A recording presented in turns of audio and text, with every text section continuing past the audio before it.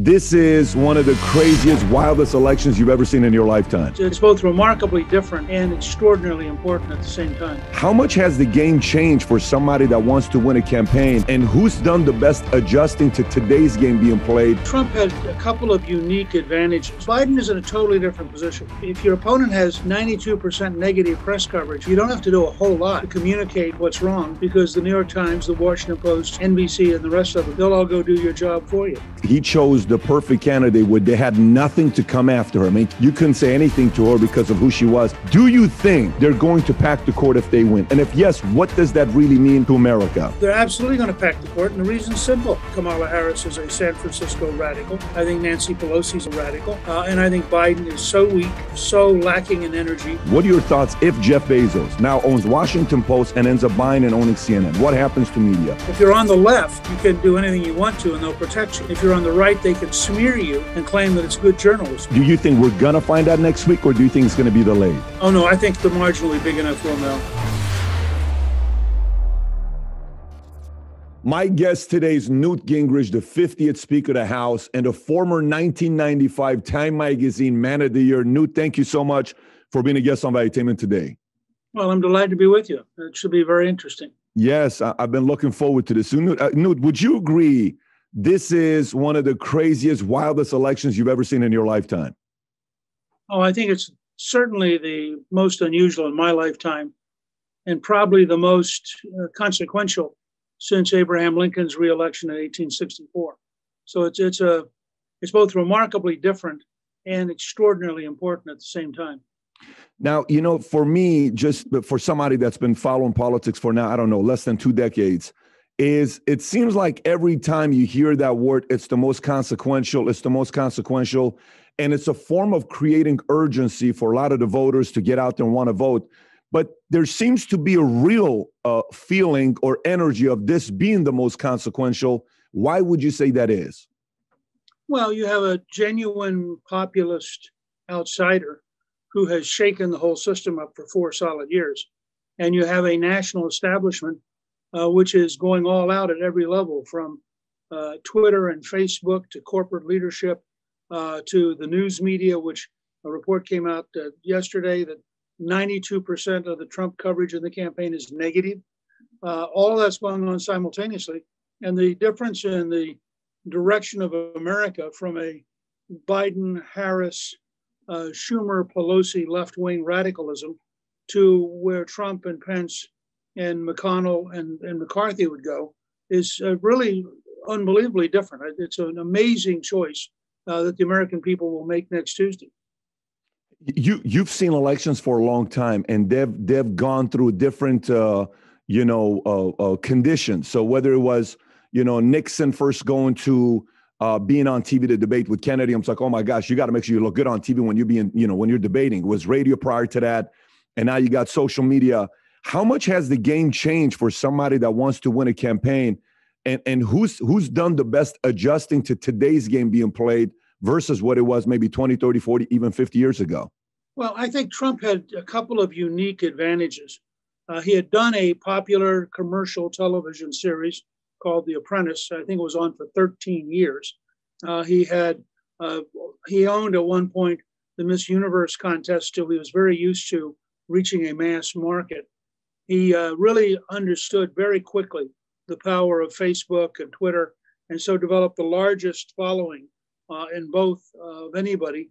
And as a result, he's been able to take on the entire national news media and basically fight them to a standstill, because his reach has been as great as the collective reach of every single major elite news media. It's a remarkable achievement. So I would say he really understands it.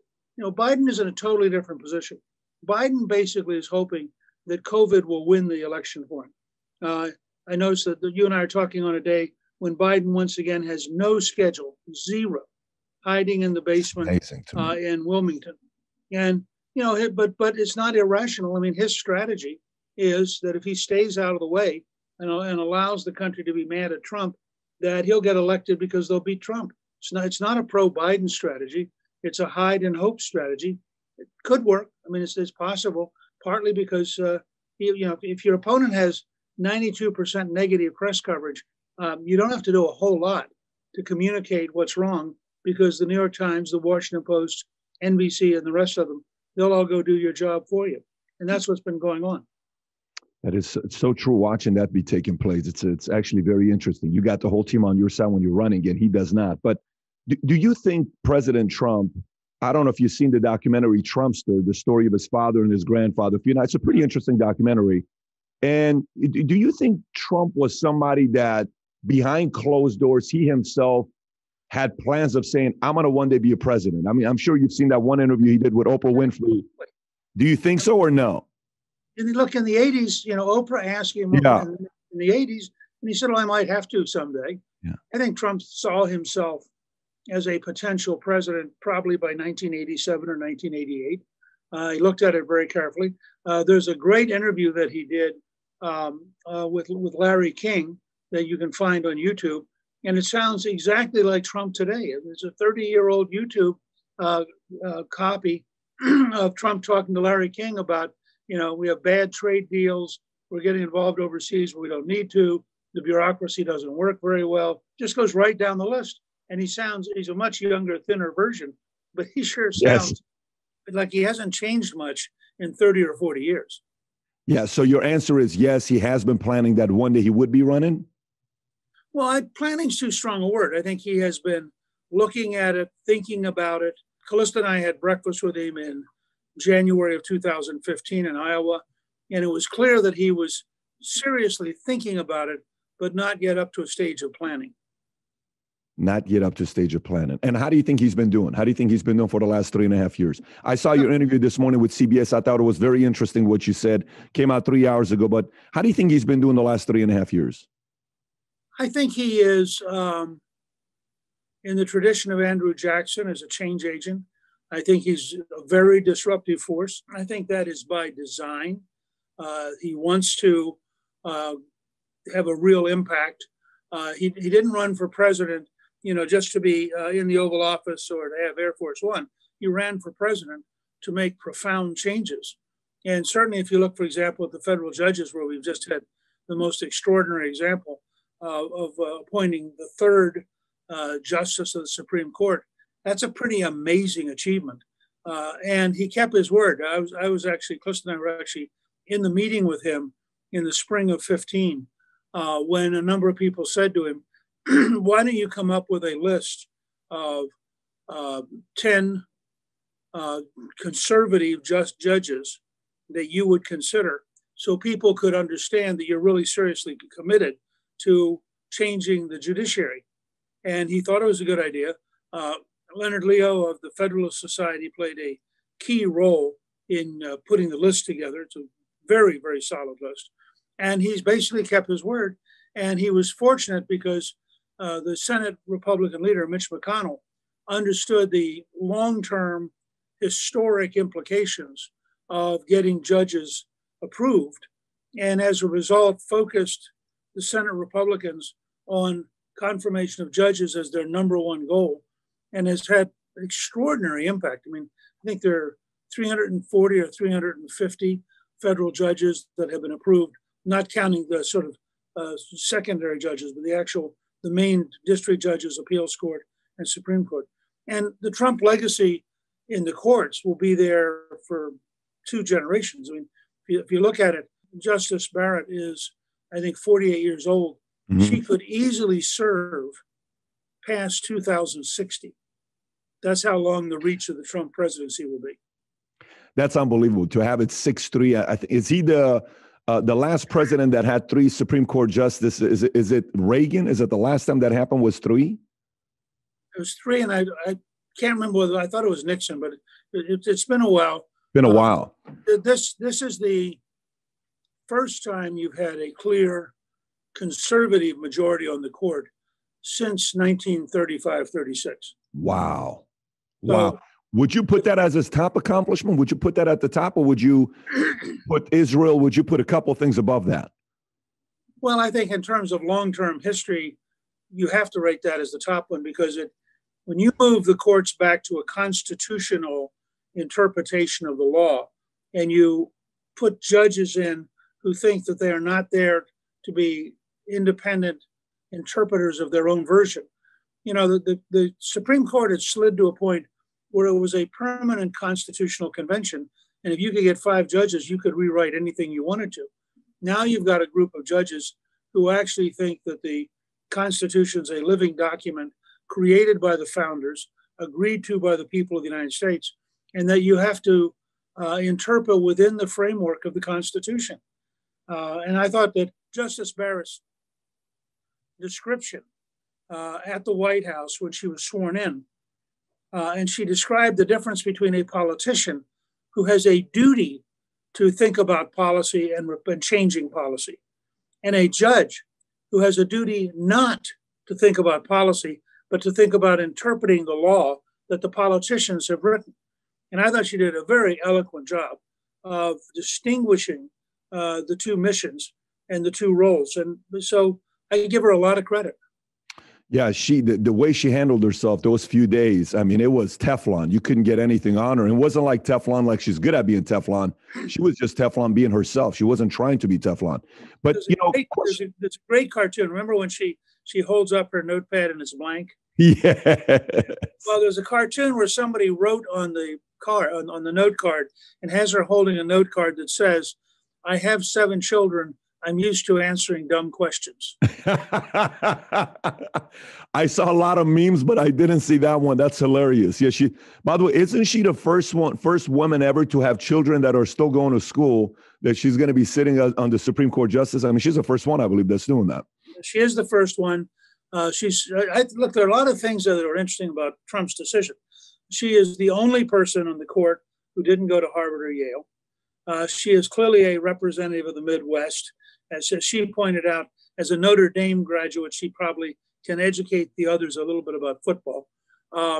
She has, I think, a background both in terms of her faith and the degree to which her life has been defined by family and faith in a way that I think for a lot of more traditional women makes her a role model that they can really look up to. She hasn't given up anything, unlike the liberal feminist version. You know, I mean, she's had a great career. She is a serious intellectual. She is now on the highest court in the land. She has a great family. They have shown great compassion. And there's just a lot to the Amy Coney Barrett story that I think speaks well. And it speaks well of Donald Trump. I think that the fact that he would pick this woman, and he had several other choices.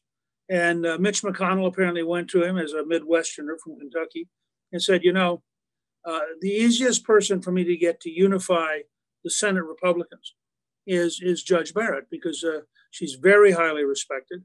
She's very solid. And don't go picking somebody who's a bigger risk because I've got a narrow margin here. I think it turned out that it was a home run. It almost seemed like he chose the perfect candidate where they had nothing to come after her. I mean, Kavanaugh, you could have brought him from so many different angles. You couldn't say anything to her because of who she was. And by the way, she was number 1 in her class at Notre Dame. I mean, she was somebody that was top notch at what she was doing.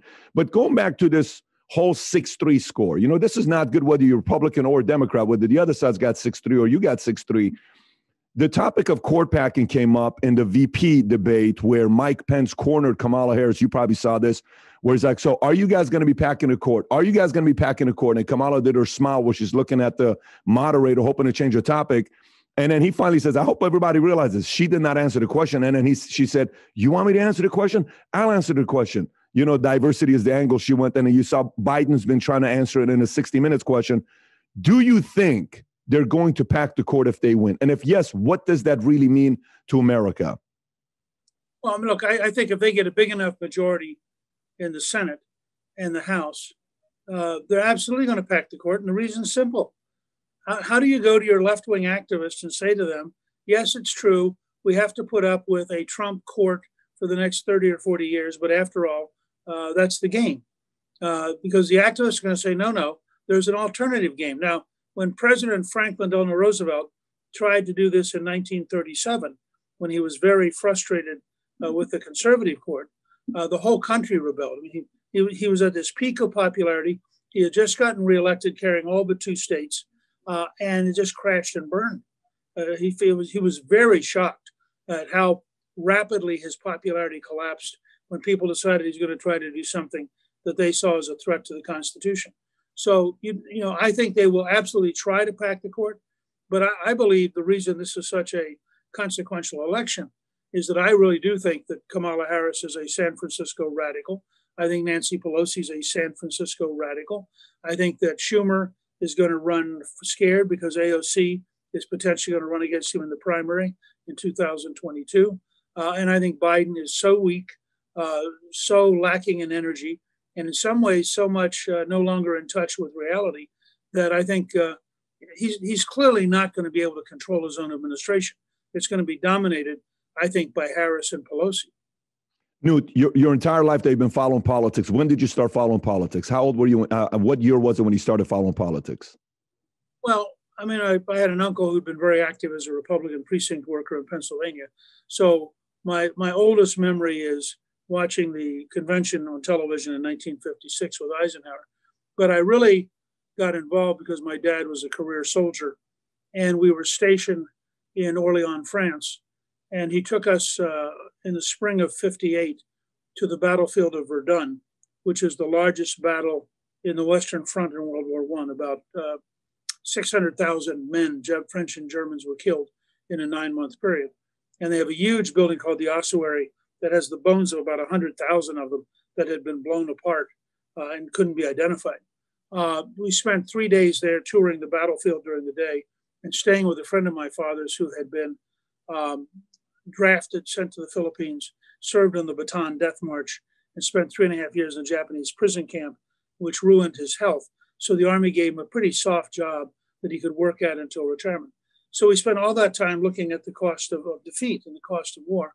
Then the French paratroopers came back from Algeria and literally killed the French Fourth Republic and brought General de Gaulle back, and he founded the Fifth Republic, which still exists today. It's the longest serving non-royalty government in the history of France.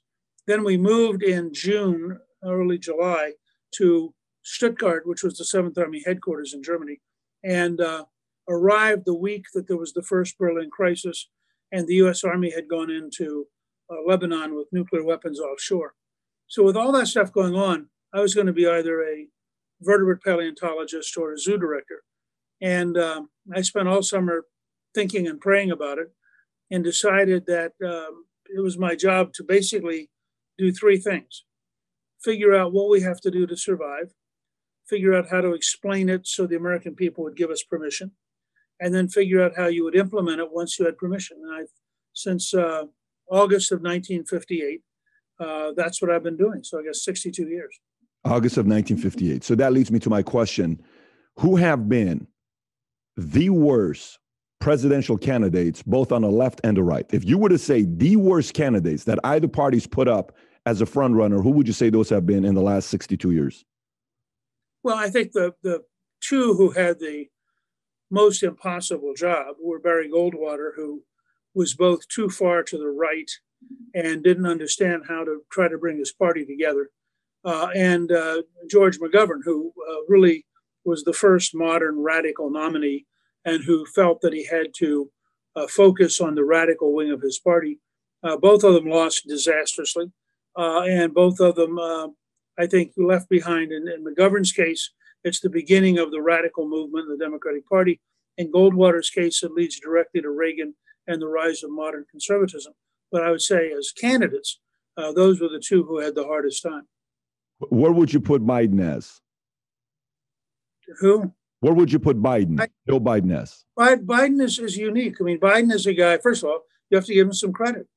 He's the nominee. He outlasted everybody else. Second, they have a very clear strategy. If this election is about Trump, they believe they will win. If this election is a choice between Trump and Biden, they think they will lose. So their job is to hide like a bunny in the basement and hope that the country doesn't notice them. And the problem is every time he comes out, he says something goofy, and loses ground. So, I personally think as of today, he's going to lose. When he loses, the left is going to go crazy. It's going to be just like Philadelphia has been the last couple of nights. And you're going to see days of rage. because they've been told over and over again by totally inaccurate polls that Biden's way ahead. Well, Biden's not way ahead. At best, this is a very close race from the standpoint of the Democrats, and at worst, it's going to turn out to be a Republican sweep. And nobody's factoring that in because they don't know how to. They don't know how to ask the right questions, and they have learned nothing from how wrong they were in 2016. Remember, on election day in 2016, the New York Times said there was an 85% likelihood that Hillary Clinton would win on election day. Yeah. So these people have learned nothing, and we'll find out next week whether I'm right or they're right. Do you think we're going to find out next week, or do you think it's going to be delayed? Oh, no, I think the margin will be big enough we'll know. Oh, we'll know next week. Okay. I think we're going to beat him badly enough that you'll know the result. Okay, that's good to know. I got 3 topics to get into, hopefully, before we wrap up. Number one, you said 92% of coverage of Trump is negative on TV. Jeff Bezos just came out saying he's planning on buying CNN. What are your thoughts if Jeff Bezos now owns Washington Post and ends up buying and owning CNN? What happens to media? I don't know. CNN has been so badly left-wing. Zucker's done such a terribly one-sided hatchet job that it probably can't get a whole lot worse without losing all of its viewers. So it depends on what Bezos wants to do. I've been very disappointed that Bezos has not imposed more order on the Washington Post. I mean, the Washington Post used to be a serious newspaper. Right now, it's a left-wing propaganda rag, and that's really tragic. If you'd had the scale of scandal that the Biden family has in the 1970s, imagine when Woodward and Bernstein went to see Bradley, the managing editor, and said, we want to dig into this Watergate thing. And he said, nah, skip it. Let's not bother Nixon. It's inconceivable. Yet we have all sorts of evidence, eyewitnesses, laptop computer data that the Biden family, not Hunter Biden, the Biden family has been engaged in absolute corruption. And the New York Times, the Washington Post, all these places, CNN, all of them have hidden it because they're trying to protect the bunny in the basement. And I think that, it would be interesting. I'm very sad that Bezos has not insisted on some level of professionalism at the Washington Post. So then my question goes to Fox, because if I'll turn your attention to this one part of an interview you did on Fox a few weeks ago, I think with Harris Faulkner. I want to get your reaction on this. This is you on Fox News on September 9th, I believe. Progressive district attorneys are anti-police, pro-criminal, and overwhelmingly elected with George Soros' money, and they're a major cause of the violence we're seeing because they keep putting the violent criminals back on the street. I'm not sure we need to bring George Soros into this. I was going to say you get the last word, Speaker. He paid for it. I mean, why can't we discuss the fact that millions of dollars he spent? I agree with Melissa. George Soros doesn't need to be a part of this conversation. Okay. So it's verboten. All right. We're going to. I mean, that's got to be one of the most uncomfortable moments of TV, whether it's Fox and you're seeing Murdoch's sons recently giving money to the Democratic Party. So the reason why I'm saying this is, if Fox goes left and an interview like that happens, I want to get your reaction on that, period. But if Fox goes left, what's the only media channel that's left for the right to, give their own side of the argument? Well, I mean, first of all, what you saw was a mistake. And then Fox had no problem with talking about Soros. And in fact, the next day, she apologized for the way it was mishandled. And what had happened was Who's she? Harris or the lady in the yellow? Okay. Harris Faulkner. No. Look, the other woman is a professional Democrat and was doing her job, which is to clutter it up and try to not let us score points against Democrats. Harris, I think, because we were separated, it was all virtual. I was, I think, actually in Rome at the time. And so Harris was a half step back in sort of sorting it out because it wasn't like we were on the same couch. The next day I did her show and she openly apologized and said, look, we would never cut you. We love having you on, et cetera. So I think it was actually a technical mistake. Now, having said that, if at some point Fox decides to become a left-wing establishment channel, there will be 3 or 4 channels, probably starting with Newsmax, but there will be 3 or 4 different channels competing to replace Fox. I don't think the Fox audience is going to go with Fox if it becomes a left-wing channel. Nor, by the way, when I look at their lineup, I don't think that Tucker or Sean or Laura are about to become moderates. So they would have a long way to go. And I do Fox and Friends all the time, and I feel very comfortable doing all these shows. And generally speaking, they're probably not quite as far to the right as they were under Ailes, but they're still far and away the most effective conservative vehicle in the country. Well, Tucker's coming up for renewal of a contract. If he was an athlete, he's underpaid because he's getting $6 million and Hannity's getting 25, and he just passed him up on viewership. I know you're friends. You probably can't say anything about it, but did you watch Tucker yesterday with Tony Bublinski, the guest he had on? No, I've seen outtakes from it, but I didn't watch the whole show. What's your reaction with the story of Tony coming out with the partnership of Hunter? I know you went into it briefly earlier when I was asking you about Bezos and CNN, but what are your thoughts about it? And why is it that no one's covering it? It's like almost saying, I heard somebody say the other day, I think it was on 60 Minutes, or one of the hosts said, well, we won't cover it because everything is speculation, nothing. We don't cover stories like this if it isn't 100%. What are your thoughts about what we're seeing with Tony and Hunter Biden? Well, first, that comment's a lie. They spent 3.5 years covering a Russian story about Trump that turned out to be totally false. Both the New York Times and the Washington Post got Pulitzer Prizes for covering lies, which they never returned the prizes, but their entire prize was based on lies. So if you're on the left, you can do anything you want to and they'll protect you. If you're on the right, they can smear you and claim that it's good journalism. Let's just start with honesty. Second, I just did a 30-minute video, which is available at Gingrich 360, on the Biden family corruption. And I think I outline it with quotes and with video and lay the whole thing out. It's much more than Hunter. It's a family business. It's his 2 uncles. It's his father. And they were just out going around the planet scooping up money. Clearly a blatant violation of public trust. And it's an astonishing story. It involves hundreds of millions of dollars. Now, this is not some small, jaywalking problem. I have seen excerpts from Boblinski. He was a naval officer. He has a good reputation. We have some mutual friends who think very highly of him.